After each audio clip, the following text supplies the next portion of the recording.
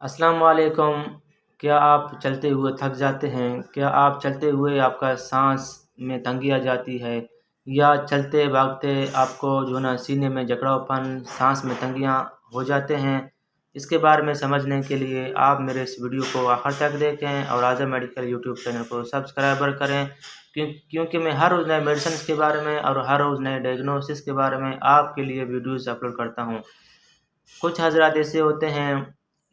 جن کا body weight بڑھ جاتا ہے، جسمانی تکڑاؤ پن آ جاتی ہے اور جسم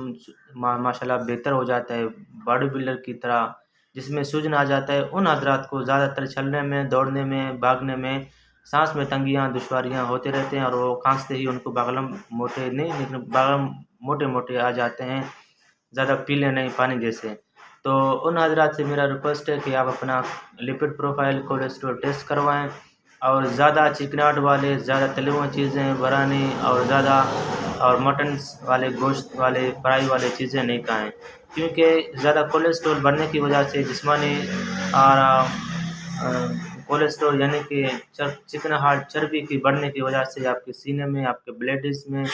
آپ کے خون میں اور آپ کے معدے آنتوں میں چکناہٹ کا لیول بڑھ جاتا ہے، جس کو کولیسٹرول کہا جاتا ہے۔ کولیسٹرول کا لیول بڑھتے ہی پھر آپ کو یورک ایسڈ بھی ہو سکتا ہے، اور یورک ایسڈ کے ساتھ ساتھ پھر آپ کو جو ہے نا جسمانی کولیسٹرول کے ساتھ ساتھ پھر آپ کو بہت ساری بیماریاں، سینے میں جکڑاؤ پن، پھیپھڑوں میں آپ کو کولیسٹرول بھی ہو جاتی ہے، کیونکہ دل خون بناتا ہے اور دل پمپنگ کرتا ہے پھیپھڑوں کے اندر، پھیپھڑوں میں آکسیجن پروڈیوس ہوتا ہے، آکسیجن کی مکسنگ کے بعد جو ہے نا پھر اگر آپ کے خون کے اندر کولیسٹرول کا لیول بڑھ گیا تو لازمی وہ دل پمپنگ کرے گا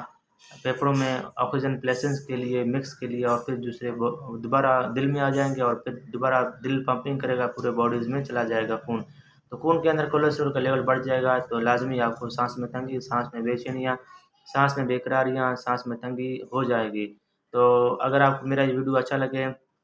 برائے مہربانی میرے اس ویڈیو کو اپنے دوستوں کو فیس بک میں، واٹس ایپ میں شیئر کریں۔ اگر آپ کو یہ حادثہ ہو تو آپ اپنے کسی فیملی ڈاکٹر سے مشورہ کریں۔ شکریہ،